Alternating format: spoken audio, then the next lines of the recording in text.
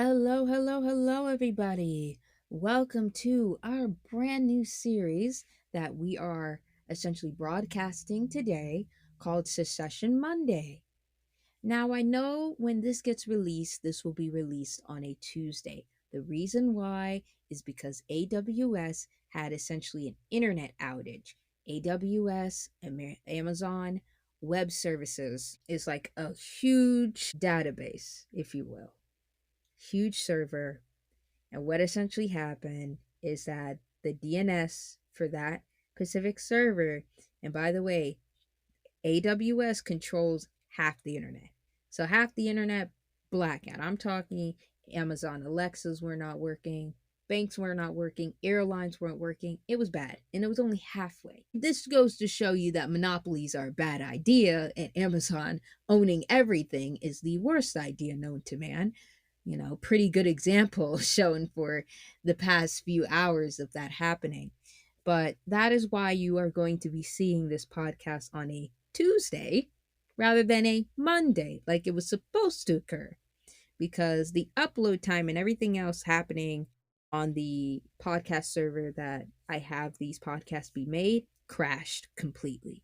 So, not my fault, everybody, but my apologies still because it got delayed way too far, way farther than I intended. So, that is why you're seeing or hearing this on a Tuesday rather than the Monday that it was intended to release.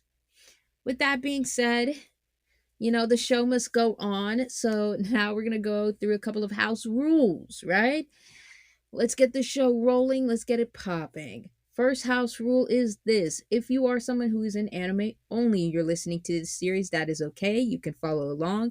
Just know that there will be spoilers ahead as we push through this series more so. For today, it's going to be pretty relaxed. We're just going to be talking about governments. The first government that we will be discussing is the Kakin Empire. We're going to break this down into general government breakdowns, general government discussions. And then after that, we're going to go a little bit deeper about the intricacies and the political issues. That's where the spoilers are going to occur. So when we're in layer two, or unit two, as I'm going to nickname it, that is pretty much where the spoilers are going to be. So if you want to follow through with unit one, that's going to be the episodes that are going to be released for everybody. As soon as unit 2 hits, if you want to go ahead and pretty much finish up the latest chapters for Hunter x Hunter, you want to read ahead to Secession, you want to follow through with that, you absolutely can. Another thing that I'm also probably going to do after the first 4 podcast episodes talking about the types of governments that are interacting within the Secession War arc, we will be doing some study with me live streams, and during those live streams I'll probably have like read alongs. So I'm pretty much going to be reading the chapters with you guys. If you want to follow with the Twitch or the Patreon live streams, because most likely those live streams for the read alongs are going to be within the Patreon, because this series, Secession Monday, the majority of it is going to be within the Patreon. This is going to be a locked series. The first 4 episodes are the only ones that are going to be open to the public. The first 4 will be discussing the Kakin Empire government, all the basics with that, Lusco Province government, basics with that, Meteor City government, basics with that, the USS, aka the United States of Sahara, basics with that. After those 4 episodes, unit 2 completely locked. So come on down, follow through. And if you're liking what you're hearing, then you can subscribe to both the Ko-fi and the Patreon to essentially access the locked episodes, because things are going to get even deeper. We're going to be heating up the conversation, and a lot of those conversations, considering how YouTube censorship and all the other types of censorship that exist, I'm not sure how much I can talk about without like putting in weird code names. I don't like doing that. So it's just going to have to be a Patreon only series. So that's why the rest of them will be locked. These 4 will be the only episodes that are going to be released. Now that we got these house rules out of the way, right? Introductions and all that stuff out of the way, let's get into all this stuff that we're going to be talking about. So, the Kakin Empire, right? That's what we're talking about right now. Such an interesting nation. And by interesting, I mean, my God, is it a chock full of issues? Who am I to judge, right? I'm American. We have chock full of issues here.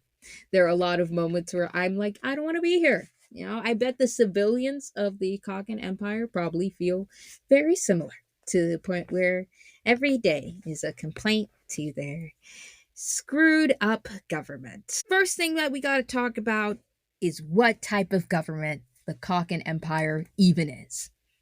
You're probably wondering, well, it's a monarchy, but it goes a bit deeper than simply being a monarchy. Like, we know technically it is a monarchy.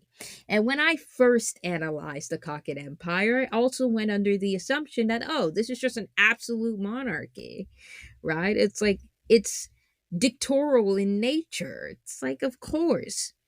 But then I looked up what empires are, and then I looked up the different ways that empires can exist. And though it feels like somewhat of a dictatorship, dictatorships are also more complicated than I originally thought that they were.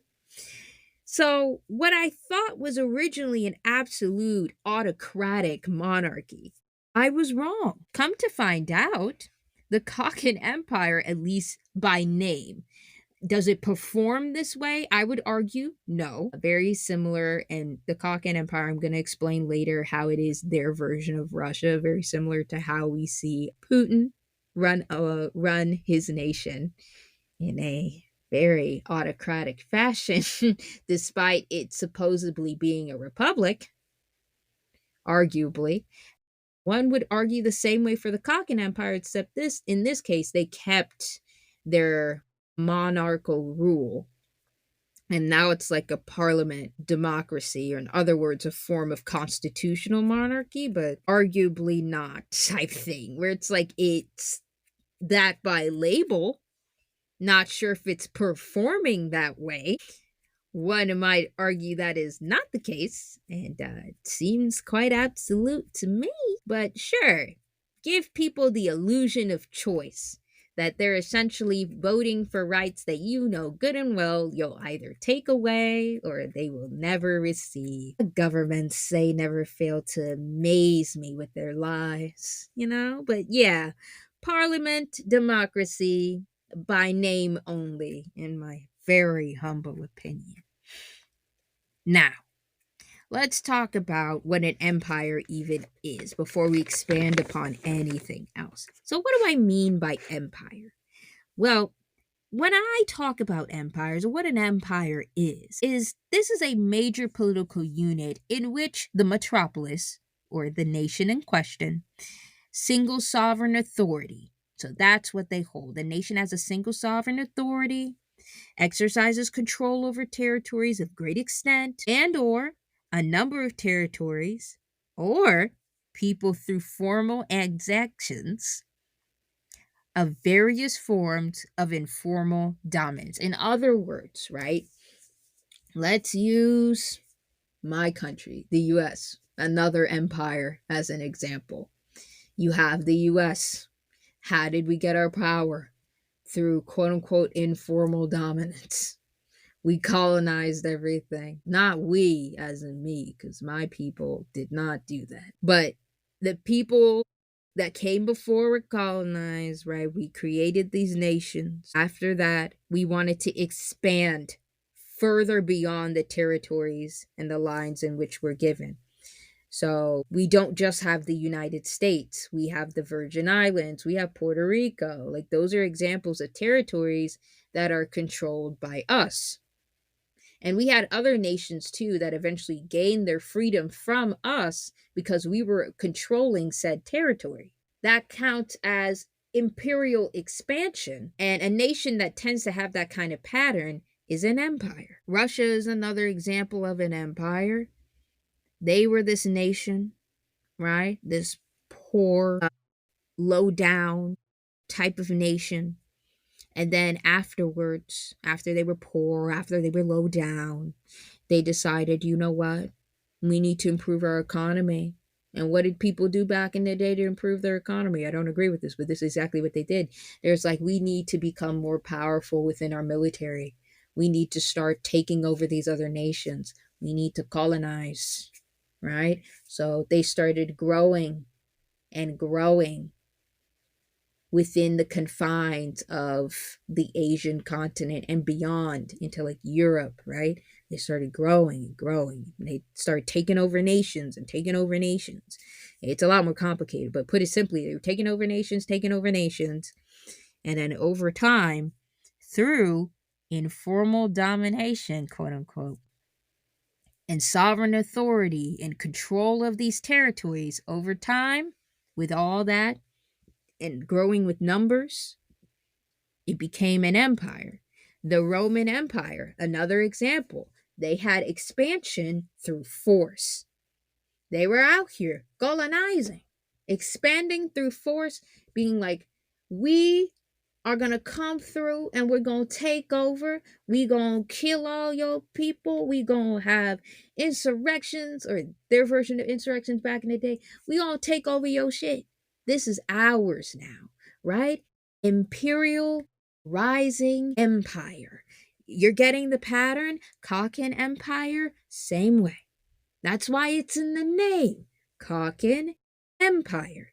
They would not be here. This empire would not be here without some form of an imperialistic rise and colonization. But that goes without saying. So now that you know what an empire is and the extent to that imperial rule, let's get a couple of things out of the way for said empire. You know what it is. You know what goes down with an empire. But you're probably wondering what's going on with the government of said empire, the royal family. Now, that is a good contender, right? You're probably wondering, what is it about this secession? Like, what's going on? That is everybody's question. What are they doing? Why? What's going on? Let me explain. First things first, type of secession. You have a hereditary secession going on. So it's based off of bloodlines. So any other secession, it would work in a similar way, based off of bloodlines, right? It's like, oh, someone within the family would take rule, this, that, and the fourth. Now, depending, we'll get into this a bit later. It's like it could be based in gender, this, that, and the fourth, but it has to be someone legitimate within the family. No illegitimate. And to extend that whole no illegitimate choice going on, being like, no, they cannot participate. Illegitimate children of the king are called second track fakers, or nisemono, and receive 2 scars on their face the moment they are born. They're allowed to live and receive ample privileges in the underworld on the condition that they forever remain in the shadows. So this happens a lot of times with real life royalty, not the whole mafia part, but the whole part in which they'll have these illegitimate children and they basically want them to hide away from the public, being like, never consider me a family member. You are not blue blood, pure blood, this, that, and the fourth, so you gotta go away because, you know, your mama ain't within the lineage. She don't got that pedigree. She don't got the prestige. So you gotta go. You make our family look bad. Same thing, but add now all of these illegitimate children are going to the mafia instead of what they tend to do in real life. I don't know. If you can name a nation that actually does this 100%, where they have illegitimate royal children going to the mafia, I'll give you $10. But anywho, the moment they're born, all of that's happening. They go into the shadows.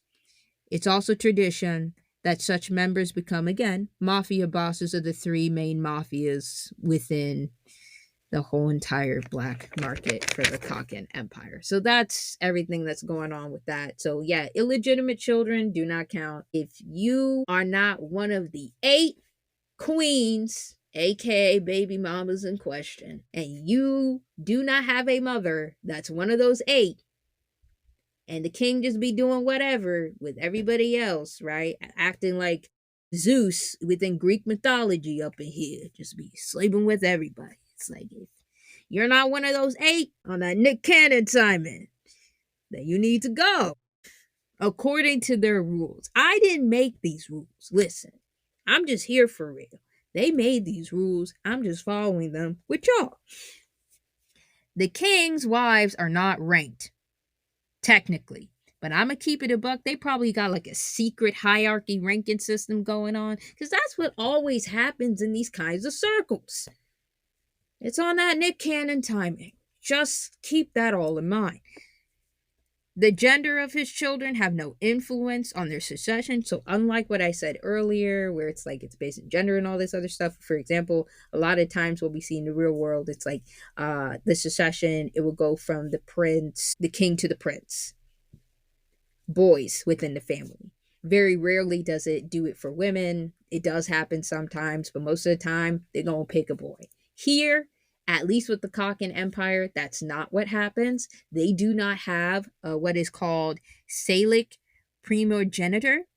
They don't have that rule, meaning it's not going to go to one particular gender. It doesn't matter. Adding on to that, all of the children are called princes. There is no such thing as princessa. That does not exist. Princesses don't exist. Everybody's named Prince.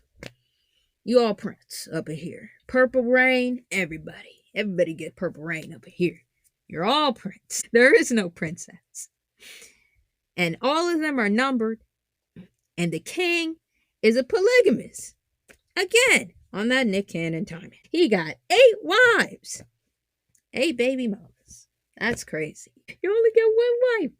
This man went, no, I'm going to get more than 1 wife. Let me get 8 of them.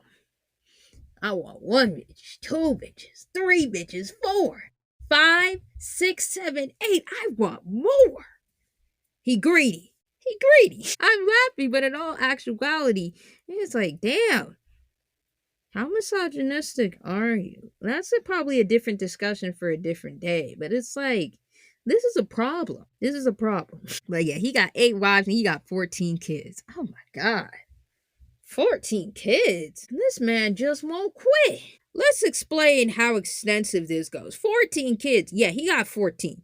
I'm going to explain all of them, and I'm going to explain the Mothers Association. So who's their mama and each and every child. You might want to need a notebook for this. You're going to need a notebook because, girl, starting off with number 1, we got Benjamin. His mother's name is Uma. Second prince, we got Camilla. Mother's Drizel. Third prince, we got Shirai. Mother is Tocheri. Fourth prince, Sherdanik, otherwise known as Shay. We got his mother, Uma. Fifth prince, Prince Toshiba. I like that name. Mother's name is Drizel. Sixth prince, Tyson. Mother, Catrono. Seventh prince, Lesori. Mother, Drizel. I like these names. Ninth prince, Hockenberg. Mother, Drizel. Feels like a school graduation. All these names, all these children. Good Lord. 10th prince, we got Kashoy. Mother, Psycho. 11th prince, Fugeshu. Mother, Psycho. 12th prince, Momose. Mother, Givenchy. Nice name. 13th prince, Mariam. Mother, Givenchy. 13th prince, Wobble. Mother, Odo. Also, for some of these names, I may be pronouncing it wrong, to be fair. So the way that some of these names are constructed is going to end up making me have a very heavy French accent. So that's why for some of you be like, it's actually supposed to be pronounced this way. Listen, I'm going to pronounce it the French way because that's what it looks like to me. It's easier for my tongue. Apologies in advance if that's not how you pronounce it. So yeah, that's all of the princes. And that is all of the queens. You heard all the queens right beside. I'm still stuck on 8. You greedy. 8, nigga? You're greedy. 8 children. Not 8 children, good agree. That still would have been bad, but not as bad as 14 kids and 8 baby mamas, wives. You know what? You and Nick Cannon, you would make great friends. I see the goal is the same. Fucking Genghis Khan type beat. It's just it's crazy. Like all jokes aside, that's actually insane. All right. That's actually insane. So now that you got through essentially the first part, I'm so proud of us, right? I'm so proud of what we've gone through. So now you know the basics of an empire, the type of government the Kakin Empire is, all the royals' names, some of the rules for the secession, or most of it, the rules for the secession. We're going to now be getting into the second part of this podcast, which is the internal politics of the Kakin Empire. So we're going to turn up the heat a little bit. We're going to get a little more into the internal politics, maybe some internal conflicts that happen within this nation. So when we come back from this quick break, we will be discussing again the internal politics of the Kakin Empire. I'll see you guys in a minute. Y'all take care for now.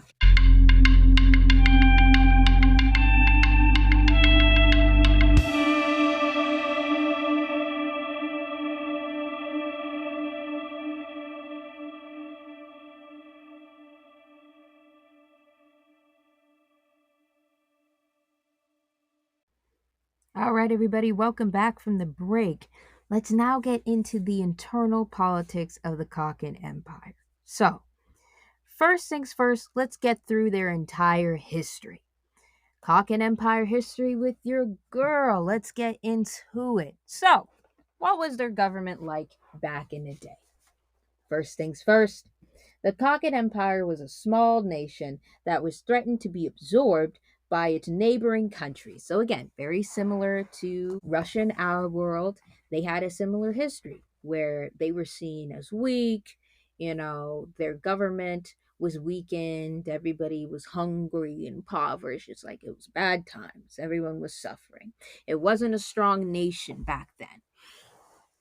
People then had the idea of essentially, hey, we need to become a stronger nation. We need a better strategy. Our people are suffering. We're doing trade absolutely horrendously. We're not getting resources up in here. We are in the trenches. What do we do? How do we fix this? Well, to put it simply, again, the goal is to expand. The goal is to increase the economy so that therefore the people can eat. We need to become a stronger nation. We need people to take us seriously. So they went through a couple of reforms. Of course, over time, they slowly became an empire with the rulers that were set into place. They had essentially what was the equivalent of the Russian Empress, probably. That was a huge help to basically increase. Years and years later, over time, bibbity boppity boo, here we are growing and growing. But what increased such growth, right? During that time, because during that time, the invasions were occurring. The invasions were going on. People, again, it's like, this is a weak spot. We can take over. This is so easy. There was nothing stronger back in the day. It's like we could just come in, take their shit, take over. It'll be so easy to take over their nation. When all of that was going on, before all the reforms and the government's shifting, this, that, and the fourth, before all of that even happened, the first king of Kakin conjured the seed urn. And we're going to talk about the seed urn in a little bit more detail within this episode. You're going to hear its importance and its symbolism. But just know the seed urn, that was conjured up. And then after the seed urn was conjured up, by the way, it was also inspired by the worm toxin. He had that going on. Seed urchin, worm toxins, all of that was going on. He then had his children fight in the succession contest for the throne. So he had that going on. And he had a whole Game of Thrones situation going on, right? And you're probably thinking, how did that end up being successful? Because again, you have all of these royal members wanting competition amongst one another. Competition amongst one another, which means that essentially they have different ideas on the table for how they want this nation to be formed. Different ideas on the table of how they want their nations to be formed.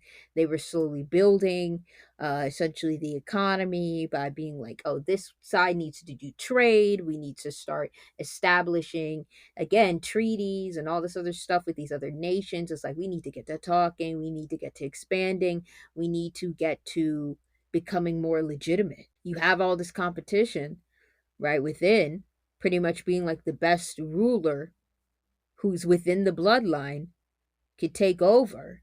Like, who's got the best strategies, who's got all of this, and whoever takes over cleans up shop, and they basically have a reform. And that was the first reform, and honestly, probably the first foundation for the Kakin Empire. But the first thing is like, yeah, it's like it was three reforms was going on. It was having three shifts. So you had essentially the Kakin Empire, probably similar to our version of Russia again. Yeah, the Kakin Empire go through maybe an autocratic, absolute monarchy, first and foremost, right? Like, that's what it was. It was like complete rule, complete monarchy. That's the first government that it had. And then we're going to talk about this in a minute. It went through a second reform where it went from that to a socialist empire. So now it's shifted to that, very similar to how Russia then shifted from a imperialistic empire to arguably still imperialistic, but now it's like a communist empire. So it shifted from one thing to the next. And then after that, it shifted from that to a republic. But for the Kakin Empire, it shifted from that to a parliamentary democracy. So I honestly think it went through three shifts. It's just that the first amalgamation of the government, it just wasn't talked about as much. I'm going to be so honest, so for real with you. I don't think it's just talked about as much. They probably erased that portion of history. I would not be surprised to come to find out that's the case because I only see two parts. I know there's three. I know there's three. There's no proof, and I think that's intentional. That's a different theory for another day. Moving on. So after you have all these children fighting, all this competition going on, Game of Thrones type B, the Kakin Empire became the superpower that it is today, due to a mixture of like supernatural reasons as well as technical. I talked about the technical reasons, but on a supernatural reason, a spiritual reasons, like this nation thrives off of negativity. The spiritual darkness within the Kakin Empire, the elites thrive off of that. Everybody else is suffering because, in all honesty, and you're going to see more proof of this in a little bit, they see everybody else as a sacrifice. It's getting a little esoteric, but you know I'm right. All right, let's continue. So, after all of that is going on, they also had these discontinued traditions that were essentially going on during this time that they don't do anymore. So these are traditions that are like, whoa, too far even for us. In ancient Kakin, they had a tradition where princes who failed to become kings were then buried together with a sacrifice to prevent them from becoming vengeful ghosts who would curse or haunt the king. Now, despite supposedly being a great honor, this afterlife companion was always selected from the lowest caste in this system. In other words, like I said before, they treated everybody else like a sacrifice, and here's an indication of historically that literally happening. I would argue that it's still happening within their kingdom. They're just calling it something else. Just like how in this nation, slavery arguably never really went away. It just has a new name to it. But I don't think we're ready for that conversation. It'd be of a similar fashion where you had these forms of repression that, in all honesty, it didn't go away. It just got a new coat of paint. So, though they're not doing this specific tradition anymore, rest assured that they're still out there blatantly sacrificing and exploiting their civilians. They still don't give a fuck. But, we're going to keep it buck, keep it a pushing. I'm going to show you even more how they don't care, even into the modern day. Before we even get to the modern day, you're probably thinking, okay, it went through 3 reforms or 2 reforms, depending, right? I would argue 3, technically. It's just that for the first one, I don't think we hear about it as much. But 2 by technicality. So after we had that going on, we now have a socialist empire. This is where they start becoming their version of the USSR. And this is where I'm going to talk about the shrinking incident and the silent revolution. Now, I'm going back and forth on whether the shrinking incident is their Cold War or the silent revolution's the Cold War, and the shrinking incident is whatever version of the Berlin Wall incident they got going on. The shrinking incident might be their version of the Berlin Wall. We just don't hear about it because I do high key think that the Kakin Empire erased so much of their history on purpose. They trying to control populations here. They need ignorance. It's easier to control an ignorant population. How do you think we got here? We wouldn't be in this mess if they didn't have a heavy amount of control through manipulating their media. Just saying. Okay, so the shrinking incident. So pretty much, I'm going to assume it's their version of the Berlin Wall incident or something similar that happened within what is our Cold War. For them, it's the silent revolution. Let's get into it. The country shifted from, again, being a socialist empire to a parliamentary democracy. It's still an empire, but now it's just a different kind. 30 years ago to them, in what was called the silent revolution in history, their version of the Cold War. I had to figure this out the hard way because at first I thought it was their equivalent to the Russian Revolution. But then I sat and think about it and be like, that doesn't make as much sense. The clue's right in your face. They went from a socialist empire to a parliamentary democracy, similar to Russia going from the USSR to the republic that they have today. Even though republic is very vague, in all honesty, it's low-key kind of a dictatorship. Or at least authoritarian government of some kind. And with Kakin Empire, it's very similar the exact same way, where it's like parliamentary democracy, even though it seems like it's just the king ruling and everybody else is a second thought, if even. Same shit.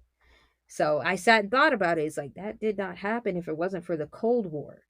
That didn't happen in the Russian Revolution. It's like that. The Russian Revolution is what shifted them into the USSR. It's the other shift. So it took me a while researching that part, but it's like, yeah, it's definitely giving Cold War equivalent. So the country's name, after all of that, right? We then have the country's name changing and all this other stuff going on, some stuff I talked about, and all the previous treaties were considered null by the new government. So pretty much all the agreements that they made beforehand, null and void. They were like, yeah, we're going to throw all those agreements in the trash. So, all those agreements that we had to pretty much prevent us from causing what is essentially a world war?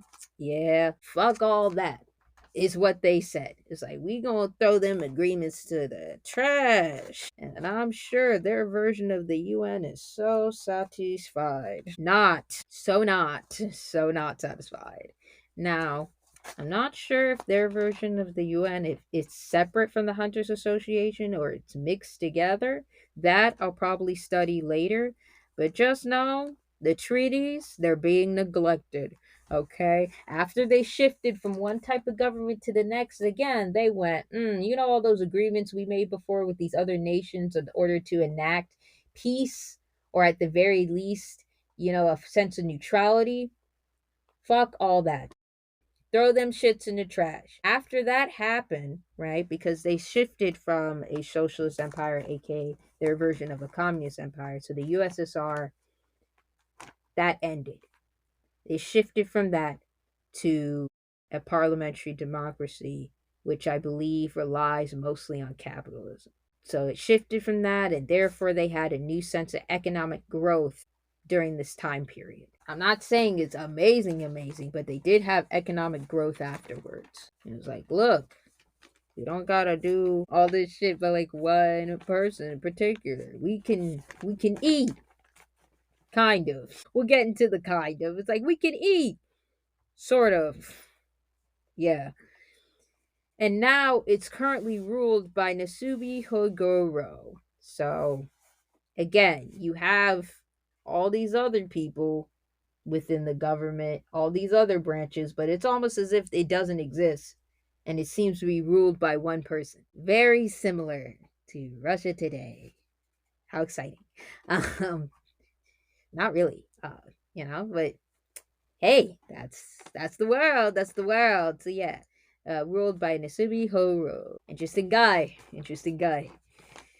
Now, some other things to mention when it comes to their version of the Cold War, aka the Silent Revolution, is that again, I believe the Shrinking incident was probably their equivalent to the Berlin Wall. And for preference, for those of you that don't know what the Berlin Wall is, it was pretty much this incident where Germany was divided into two different nations. Think North Korea, South Korea, but Germany instead of Korea, right? They divided it into two.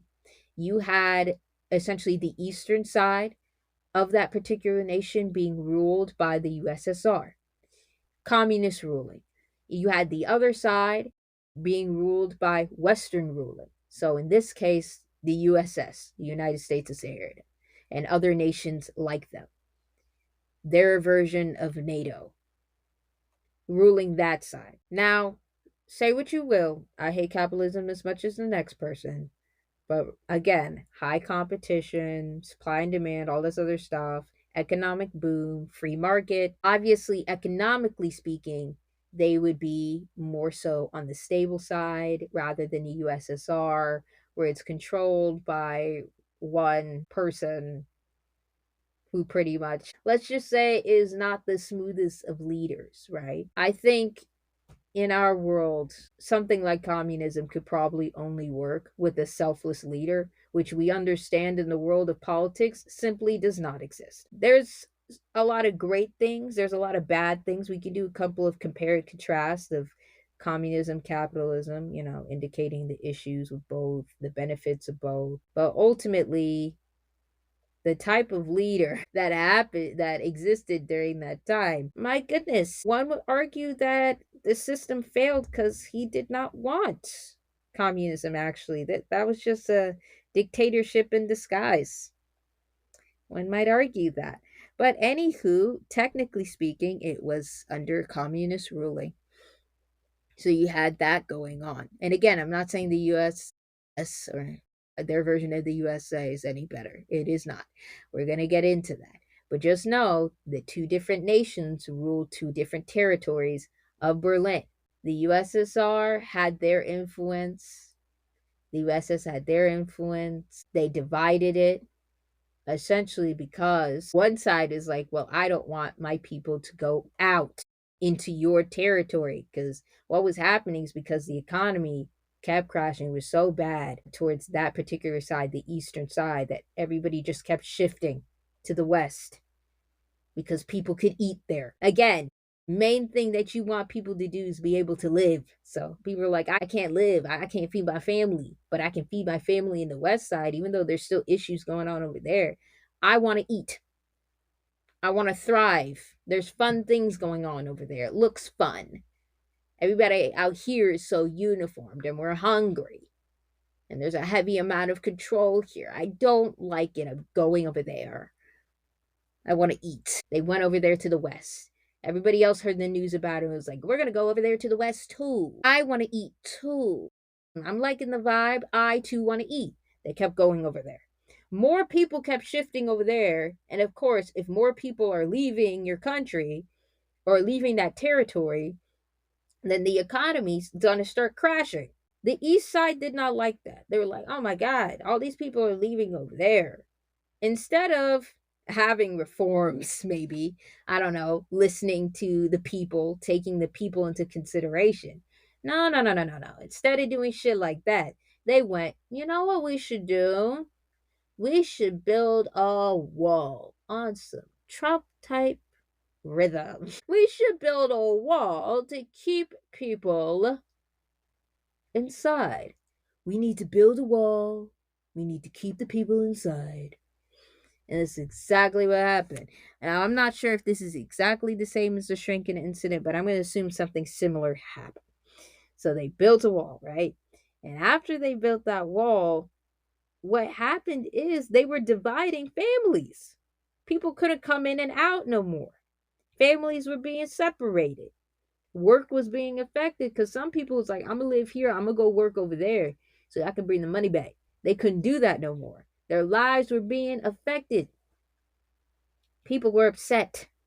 People kept crossing over anyways because gosh darn it, I need my freedom and I need to eat. I'm thriving over there in the west side. So people, they kept trying to jump over the wall. They were doing anything and everything to escape because, again, no reforms were being made. The government on the east side was not listening to the people. It was a dictatorship in disguise. It wasn't really communism when you sit and think about it. Even if it was done by a horrible person that really, in all honesty, didn't understand what socialism actually entailed. So just use that as an excuse to control people. Again, not saying the West is any better per se, but comparing the two and how the governments were ruled during that time, you could see the flaws. So that was going on. They were jumping over, but as they were jumping over, because again, they did not want them to do that, they started killing people that attempted to jump over. But people are determined. You out here being like, you cannot be free, you have to be trapped here. People can only be trapped in a situation for so long before they go crazy. They start going crazy, they start going ballistic. There were like micro rebellions going on. Shit was hitting the fan, it was all aflame. That's what was happening back in the day. And then all this kept going on, kept going on. Sometime later, they're like, okay, this is too much. You know, this was all too much. We gotta bring this wall down. It's bringing more chaos than it needs to. Sometime later, the dust settled. The wall came down because the people were determined. Okay, the wall came down. And then after that, the wall came down. There was a new leader after. So that socialist leader that, or a communist leader that existed before, that honestly was just a dictator in disguise. He had the power up in his head a little too much. They said no more. A new ruler came in, right? That new ruler probably was like a child of the other ruler or something. New ruler came in. This leader was a lot more lenient. He was like, I'm going to let the people decide what they want. And the people went, we don't want this kind of governance no more. This type of governance, it wasn't rocking. We weren't crack-a-lacking. We were not thriving. We want to stop being a socialist empire. Or in our case, we want to stop being, the communist empire. I think we're going to try something else. See if that works better because we saw how easily corruptible it can be. Because there's definitely, again, benefits to communism if done correctly. It's not a perfect system either, and it's definitely not perfect considering the type of people who want to be in government. These are the type of people who just want to control and be like supervillains and whatnot. I'm gonna be so honest. You really got to question why people want to be politicians. And honestly, controlling mass populations is an odd reason, but it is sadly the main reason, low key, for a lot of these people. So it went into the wrong hands. They were too high for their britches. Who was doing the most? They were like, we don't want that no more. We're going to change it. In our world, it shifted to like some form of a republic. In their world, it went from a socialist empire to what is a parliamentary democracy. But here's the thing, right? Corruption when it comes to governments is always going to steer its head right on back. Just when you think that you're free, you're not.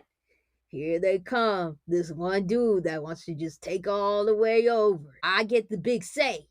Nobody else. And here we go again to where essentially it seems like one person is ruling and everybody else is just not taken up into consideration. We're back to square one again, just in a different way. So, yeah, all of that was going on. There was open yet restricted rivalry that happened during that time between the old Kakin Empire, their version of the USSR, and the United States of Sahara, so the USSS. During that time, it waged on political, economic, and propaganda fronts, had a limited recourse for weapons. So, again, it's named silent or it was named cold because the major nations involved did not pull up with nuclear weapons on each other because the tension was so high that they were so close to doing that.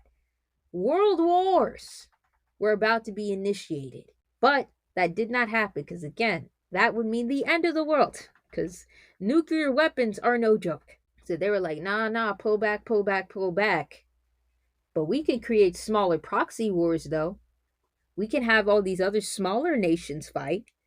Us big nations, the nations that got big money, big balling, we can't fight each other like that. But we can do a couple of other distractions, though. So, yeah, don't think it was completely bloodless. It just wasn't, completely bloodless amongst the main territories, the main lands.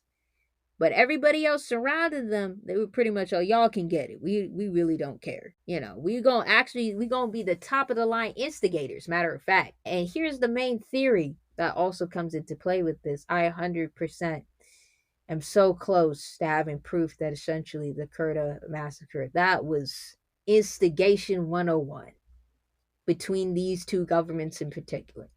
I believe their version of the West, so the USS and other nations, also the Kakin Empire, they had their hand in it too. Kakin Empire was more so, talking in the ear of Meteor City. You had the USS probably talking the ear of the leaders within Lusko province. They've been yammering, being like, I wouldn't let them get away with that, or I wouldn't let them get away with that, brewing hatred amongst these two nations. Over time, shit just hit the fan truly. And the massacre is honestly the end result of tension that's been going on for years. I do not think that's a one and done type situation. That shit was brewing for years.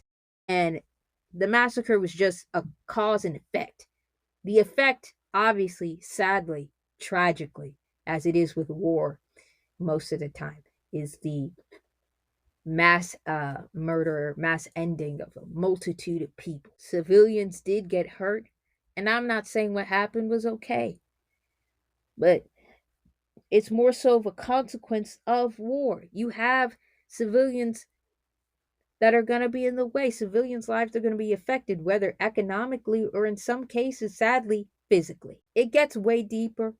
I'm going to explain this more maybe on my Patreon, but I believe this was a part of it. I don't think it ended during this time. I think the seeds of that conflict started during this time. And they've been going at it for years. Until one day, it really hit the fan when they were planning to just straight up attack. And obviously, things happen. And the results are the results, sadly. That being said, we're going to keep going. We'll talk about more about that on the Patreon when I do one of the lives. Now, the US and the UK equivalent, again, they feared the socialist influence and the fact that, again, they were expanding. See, we're going back to empires. They were expanding in the Asian continent, and they were bleeding their way into their version of Europe. They didn't like that was going on, that they were bleeding amongst all these other nations. And honestly, they were bleeding into their version of China, whatever it is, that they had this influence that was going on. But they were colonizing too. That's what's so crazy. They were expanding too. They were doing imperialistic things too, being like, y'all want to expand this idea, we want to expand this idea. But it's not just idea, it's like government. It's like, we're going to expand here, y'all going to expand there. We're going to see who's the best at expanding and taking over other people's nations. It was really a competition of who could colonize the fastest, if we're going to be so honest. You had all of that going on. Meanwhile, Kakin, they were determined to remain in control of the nation they already had. They wanted to spread socialism worldwide, their version of communism. You had the USS, they wanted to spread capitalism and everything involved with that. Quote unquote democracy, but I would argue it's not really democracy. It really is just capitalistic rule. Their version of imperialism involving a capitalistic economic model. If a discussion for a different day. So they had all of that going on, and these two had this ideological battle going on, as well as technically physical in a way. After all that was going on, eventually Kakin Empire, they went through a defeat. Again, like I said, it's like they were like, oh, you know, Berlin Wall was really the straw that broke the camel's back, or the equivalent, which was probably the shrinking incident. That was the straw that broke the camel's back. That was the moment where they went, we need to change governments again. So they went through defeat. They were like, all right, we ain't going to do this no more. We're going to stop now. And so they switched governments again. And the rest is history. Ain't that a crazy history? Now, again, this was all heavily inspired based off of like real life historical events. Because the thing about with Hunter x Hunter is a lot of things are vague. So you kind of really do have to fill in the blanks with previous knowledge. At least that's how I tend to study Hunter x Hunter. It's fun doing it this way. I'm not gonna lie to you guys. It's a little bit fun. But in the next part, probably won't be as confusing, but maybe still. I would probably get a notebook still. Because the next part that we're going to do after this break is we're going to be talking about regalia and symbolism. So, the different types of symbols. We're going to talk a little bit more about that seed urn that I was talking about a little bit earlier, right? That worm toxin that I was discussing a little bit earlier. All those different types of symbols and how they're important for the Kakin Empire and Secession War as a whole. We're going to talk about that. Their itty bitty historical artifacts, if you will. That's what we're going to be talking about. We're then going to talk about the employees that the royal family got. And we're going to be talking about a couple of other things as well. So when we come back, we will be discussing the regalia that they have. Hello, everybody, and welcome back. So, you know how essentially we had two sides that we were talking about with the USS, and then you had the Kakin Empire, or whatever the old name was, which is probably the equivalent of the USSR. And I talked about like how on one hand their socialist slash communist side, the economy was failing and all that. I want to make one thing clear about that. When that particular system was going on within that nation and the leaders in question existed within that nation that made that happen, like I said, those leaders had a huge ego about them. I would argue that during that time, it's not what socialism's supposed to be, right? I think it can be done successfully if it has the right kind of leadership. It did not during that time. Not only that, but there is also a heavy amount of propaganda, but I did not take it a step further into explaining the type of propaganda that happened or the type of boundaries that existed during that time. I guess I might as well talk about it now because earlier I was going to do a separate episode about it. But during this time in which everybody was fearing the boogeyman, that was like, ooh, socialism. Oh my God, so bad. During that particular time, McCarthyism was a thing, which, again, if you think censorship is bad now, the McCarthyism, it was absolutely horrendous. You couldn't say anything without somebody fearing that you were a dirty, dirty commie, and they'll put you in jail for real during that time, right? If you went outside of the Western ideals of what is a perfect government. If you're talking about, oh, the government has a responsibility, this, that, and the fourth, you're talking about healthcare and all this stuff for all, the positive aspects of socialism, basically treating humans with absolute decency and the government having a responsibility to care for its people instead of the free market and what would later we consider the corporations and all that stuff, if you weren't essentially going with the grain of, in this case, American ideals, but honestly, Western ideals as a whole, if you went against that, you were a socialist, which arguably is happening again in modern day, but hey, different discussion. Slightly different discussion. You went against that. They would have you blacklisted if you were from Hollywood, but honestly, blacklisted from your job, period. And after they would have you blacklisted, they would have you just straight up arrested, which goes to show you the many issues indicated on the capitalist side. So, yeah, I indicated issues against one side, but just so you know, the West was not too hot either.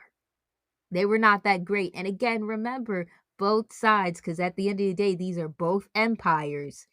They were out here causing a multitude of proxy wars slash smaller wars. So, like I said, the big mans in question were not fighting each other.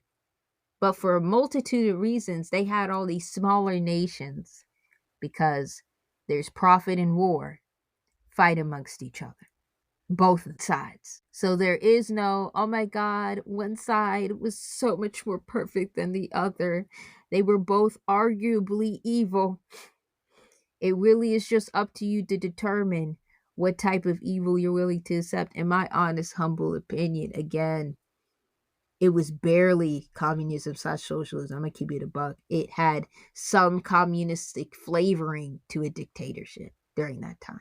And then you had the other side where, yeah, it was mostly a Western democracy, quote unquote, right? But as we say in the modern day, it was the illusion of choice. The fact that the government could pretty much watch over what you say and do and then have you just straight up arrested because they didn't like what you said and did. Yeah, not really much of freedom over there either. So both sides, they weren't that great.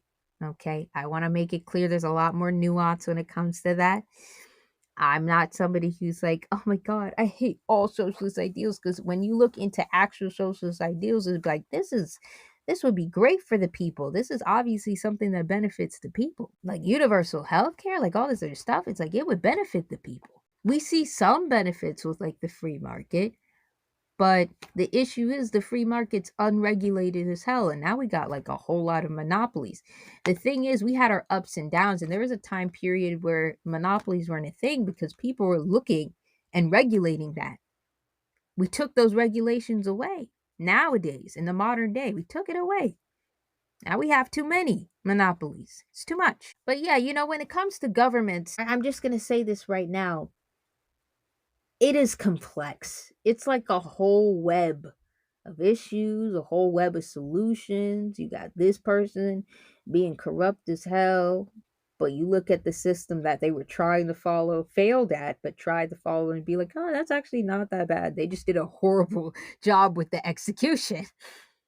You have the other side being like, yeah, we're clearly better, but they got skeletons in their closet, but so better not by much. It's a complex web when you're talking about governments. Always have nuance in mind, right? But we're going to continue. I just wanted y'all to keep that in mind. Now we're in the next chapter, which is about the regalia. So the historical documents, artifacts of the Kakin Empire. Let's start with the seed urn. So what do I mean by the seed urn? What the heck am I talking about? This is one of the three Kakin regalia, and it appears to be a pivotal item for the beginning of the secession contest slash war. Those seeking and qualified to be a participant partake in a ceremony to have a guardian spirit beast bestowed upon them. So the seed urn is kind of like a vase. It's a vase, and within it, it has worm toxin in it. So that's what I meant by worm toxin. And what would happen is that they would have a guardian spirit beast after bestowed upon them. And the seed urn seemed to have been heavily inspired by the jewels of imperial regalia of Japan. Yasakani no Magetama believed to create protective barriers around its wearer. So essentially, that's what it symbolizes, and that's everything for the seed urn. The next one is the Lotus Anchorite, which is also described as an overseer of the secession battle. This is another one of Kakin's three regalia, and it appears to be what enforces the rules of a secession contest, such as, but not limited to, what happens to those that the boundaries of a secession contest. So, what happened to the Lotus Anchorite? Well, a couple of things. So you have this form of symbol, which the Lotus Anchorite is like this jeweled piece, and it enforces the rules for the secession. So this piece has like some spell over it, right? On some Sabrina the Teenage Witch type shit. It has like this special spell over it, this special power that basically keeps control of everything else and enforces the rules at hand. Again, there's a lot of esoteric shit. It's not just technical stuff, right? But it's like this is very spiritually embedded, which is why I say they spiritually thrive off of negativity. Just saying. Now, the Lotus Anchorite, it could also be a mummified remain of the original Kakin King, which is probably one of the theories I'll expand on later, but that's just a fun fact about it, or potential fun fact about it. Now, the third thing, or the last thing for the artifacts and regalia that they have, is you have the Sword of Good Omens, which symbolizes the valor necessary to survive warfare. Now, the final one of these regalias, yes, so that's what it all goes down to. It's also described as the Sword of Ascension, which is given to the next king, suggesting at a relevance to the ending of a secession contest. And this one was akin to the Kusagani no Tishkururi, or grass cutting sword. So that's what this symbolism was inspired by. And that's everything for essentially the symbolism. We're going to quickly get right into, we're just going to push through into the royal employees and their responsibilities. Y'all want to hear about this? Okay. Let's have some fun with this. Personal guards are the first thing. And by the way, each Kakin prince has 15 employees. You have the personal guards. These are soldiers each prince assembled through their own connections. Only the first prince guards also serve as the royal army officers. The guards of the oldest 5 princes have been trained since childhood to give their lives to the prince. And moral and royalty are high. So morale and loyalty are high for this. Morale and loyalty are high. I'm going to say it one more time. And then you have the guards of the oldest of the 5 princes have been training since childhood. Not good. I just want to highlight that that is not good. And we're going to discuss this more in the military industrial complex episode. Because there will be that, and that will be in Unit 2. Because we're going to talk about the negative impacts of essentially having child soldiers in the making. Yeah, that's not good. The next one, of course, is Queen Guards. So after the personal guards, you got the Queen Guards, which is the Royal Army soldiers allotted to each queen. Each prince's guard has little sense of connection to them, but they are loyal to their queen. Now, some of them are willing to assassinate the prince they are assigned to, whereas others abhor the notion, and then they limit themselves to monitoring the prince only, making sure that he or she does not become a threat to the safety of their client or her children. So pretty much these ones protect the queen. You got personal guards and you got the queen's guards. It's what it sounds like. You got ones that protect the princes themselves, and you got the ones that are protecting the queens. So there's two different kinds. Then you got the Hunter Association members themselves. So professional hunters hired as bodyguards to each individual prince. Exclusionary defense. They do not assist assassinations, even by request of the client. Now, for specific characters like Kurapika, which we're going to break down a bit later, he has a weird mix where his association with the mafia, I'm going to be so honest with y'all, while doing the research for this does have me a bit confused where he stands. I would place him into the Hunters Association member category because technically he is hired to be like Queen Odo's bodyguard during this time. But at the same time, I don't know if he's still affiliated with the mafia. I'm not sure about all that. But if that's true, then it definitely complicates things. I'm just going to say that. So I'm going to keep it under wraps with that one. We're going to do more research about that. The next one is provisional hunters.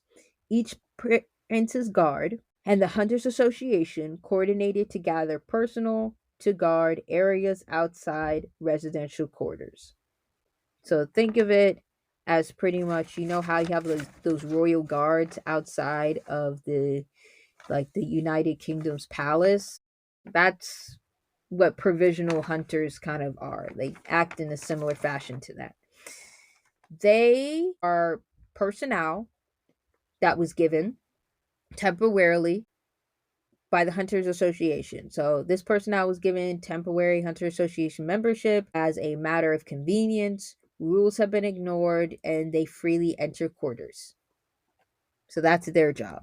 So think of it as like you got the main bodyguards and then you got secondary bodyguards. And that's what provisional hunters are. They're secondary bodyguards after the personal guards, queen guards, and hunters association members. After that, you have servants. Some also serve as soldiers, and some are non combatants. The more personnel a prince requests, the more furniture, necessities, and luggage are allowed to fit in their residence, and therefore the further fewer weapons they can bring. Those with weapons are supplied. So some of the servants they have double shifts because they also be personal guards. They'd be like, you gotta work two shifts instead of one. Kind of crazy. Some of them would be like, you got to do this job and that job. Other jobs are, non combatant. So you got to cook on staff. That counts as obviously being a servant. You got a maid, counts as being a servant. It's like you're not necessarily fighting nobody. You doing other services, but you're a servant. I know how this Kakin Empire be. All I'm hoping for is that they get their check. I hope they paid, honey.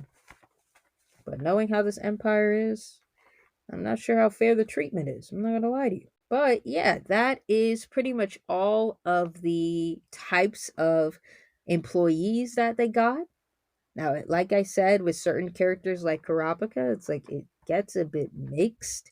But I think you would probably count as a Hunters Association member, most likely. Maybe provisional if I look back on those chapters, but it's one of those two. I know that for a fact. All right. Now that all of that is done, we're going to get into arguably my favorite part, which is general society information. Let's get into it. We're almost done, guys. Woohoo! I know this is a lot of information that you're keeping in this notebook that I hope you have. Let's get into general society information. The Kakin Empire has a caste society, at the lowest of which are the have nots. So, I'm going to make this very clear. Arguably, the majority of societies have a hierarchy, right?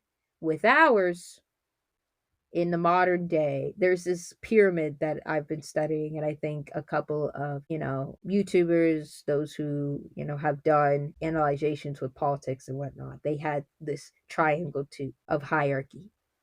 Now, when you think caste society, traditionally you think the one that's in India, but we all have hierarchies. They're not the only one. With us, we have debt slaves, aka civilians, at the lowest. And this is just general for like society as a whole, all societies.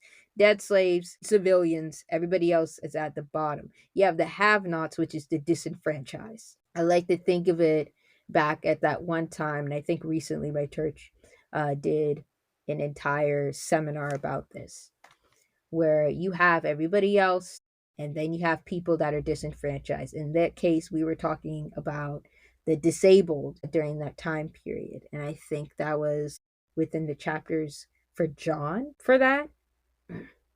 Not sure if it was the book of John or one of the books referencing John, But all I know is that you have the have nots, which is pretty much the people that society has completely forgotten about.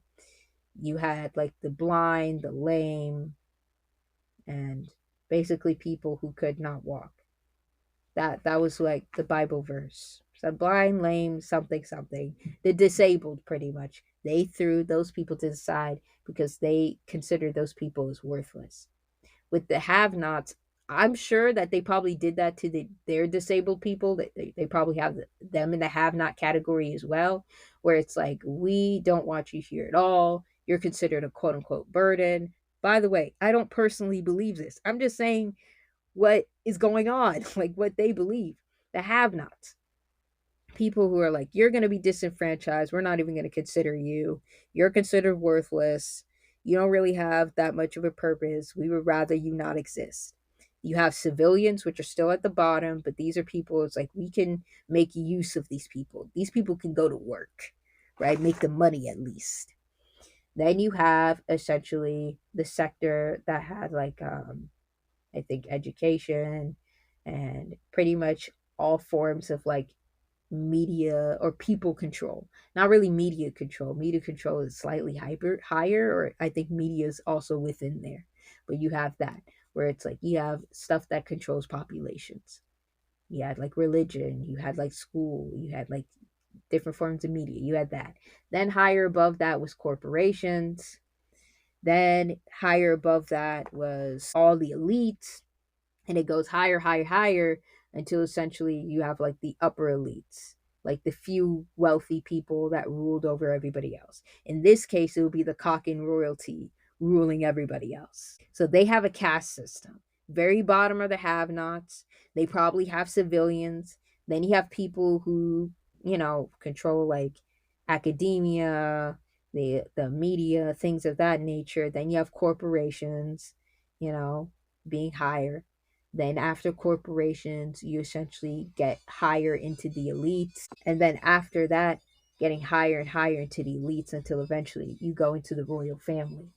The untouchables, but in this case, they're untouchable because, oh, they're just so high up there. Civilians better not touch them.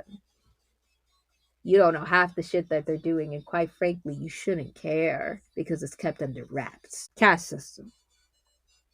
You have all that going on. All of that going on. So that was the entire caste system.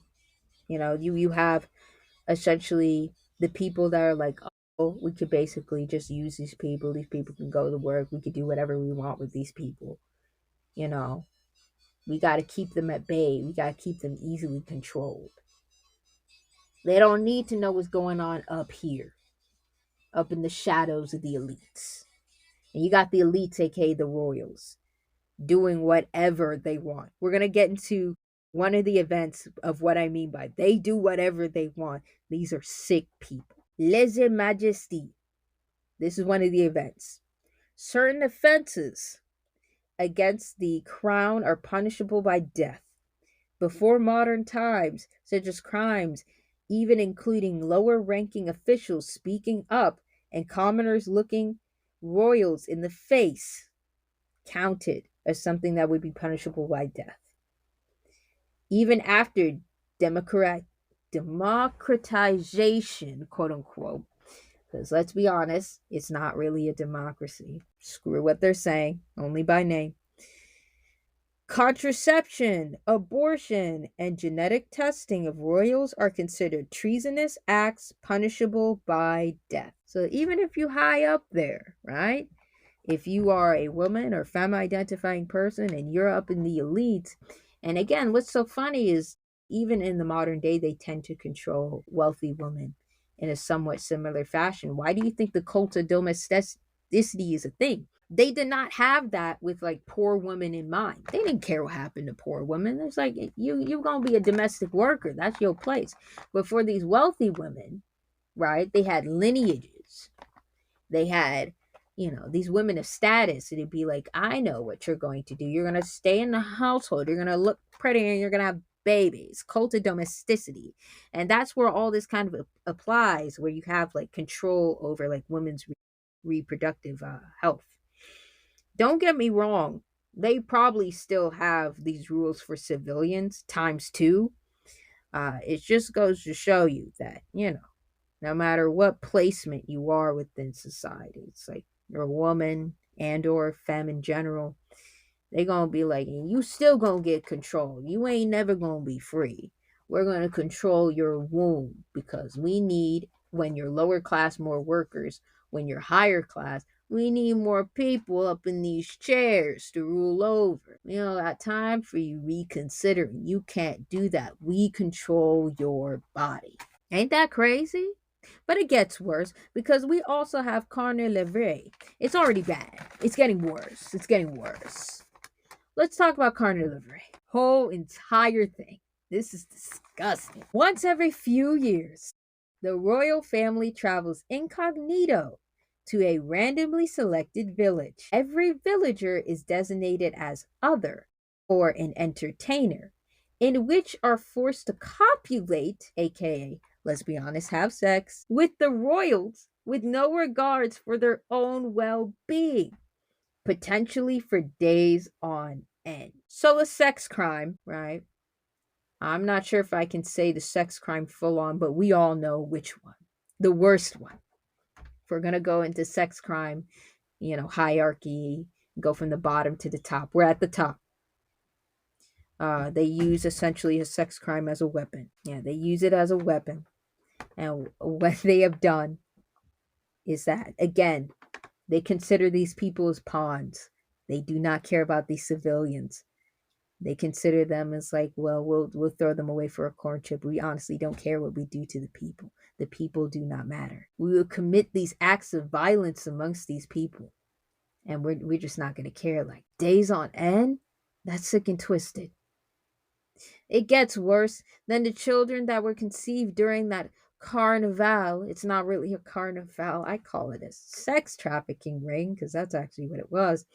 Takes the name of carnival orphans and are separated from their mothers at birth and place them in mafia run clinics, to which they are then scarred across the face and, after being tested, are categorized as either second track fakers or flesh, the latter designated seemingly condemning the child to a lifetime of awful obligations. When I tell you this is probably one of the first of many examples to where I was like, listen, I don't agree with everything that Morena is doing, but I understand her anger.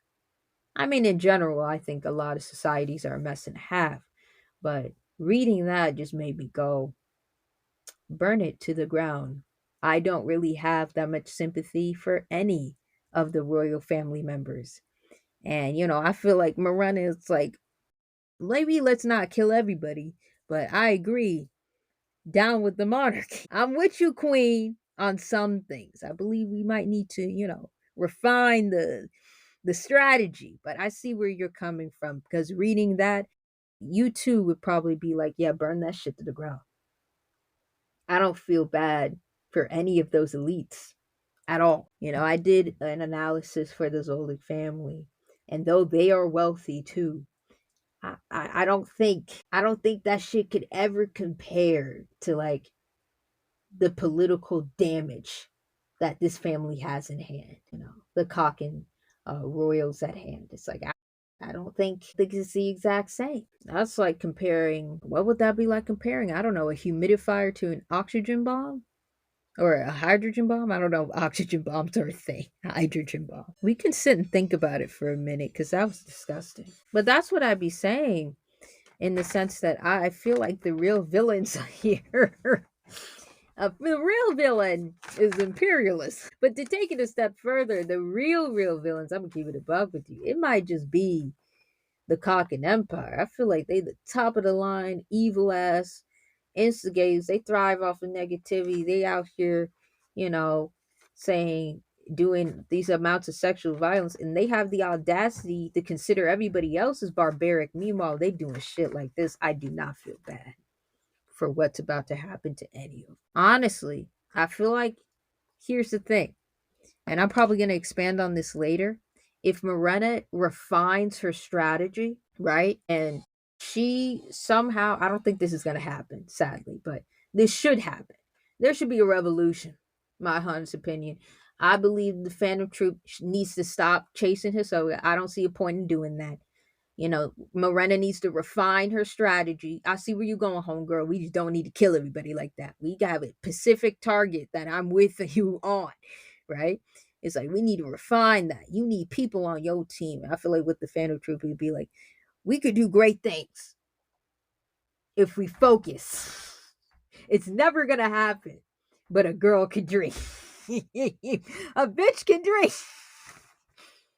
I see revolution, but I don't think everybody else has seen it. I fear that's the sad part. It's like the goal is there, but we not clocking it. We're not gonna get there, and it's like that's the sad part. Whatever's gonna happen is gonna happen. I just feel like the people have the right to riot. And when you really sit and think about it, it's like, well, why would Fed Trooping be involved? Because we're going to get into it in the next part for this episode. I know there's a lot of parts. It's like so much information. But the next part is like they control the majority of the mafia too. They really are the villain. They are the villain. These bitches are the main villains, you know. I'm not saying again what the Phantom Troop does is 100% wrong. But when the majority of the victims, quote unquote, is like the mafia, which is profiting off of human trafficking, amongst other things that exploit people. And then you realize where the mafia came from. It came from this big nation with the Kakin Empire, pretty much wanting to control and exploit people at hand. You got to sit and think, are they really the big bad guys that y'all think they are? Or there's bigger and badder guys out there? And I just don't see how other people just can't see that. That's what's confusing me the absolute most. That's what's confusing me. But you know what? It's okay. It's okay because I hope that, you know, people read this, read the chapters for the Secession War arc. It's really good. And it does take some time to understand. I hope with this political slash government breakdown that you understand kind of the basics so that it can be easier to read because I want y'all to read this. There's a lot of insightful information in here. You got to get into it. All right. So after all of that, we then have the last part, which is now discussing the mafia, the underworld, the crime world of the Kakin Empire, and how essentially they're more than okay with it existing. They're funding it, they're endorsing it. This is a sick and twisted nation, ladies and gentlemen, but they're not the only ones doing this. I high key believe that, you know, the other nations are doing the same shit. You would be like, okay, it's like the Kakin Empire is doing this. What about the USS? Trust and believe they are also benefiting from crime under the seams too. They want to claim one's more civil than the other. They're both uncivilized. This is barbaric. The only difference is one is like in the streets and one has gloved hands. But it's barbaric. It's nasty. All right. So after this break that we're going to have, because I know you guys need a minute after hearing some of the things that I described.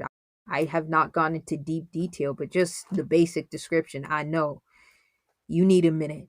All this information, some of which is disturbing. You need a minute. We're going to come back for the last part. It does get worse. The underworld of the Kakin Empire, aka all the mafias that go on. We're going to talk all about that. And that's going to be the last chapter for this specific podcast episode before I declare it a close. And when we come back to Secession Monday, we're going to talk about Lusco Province.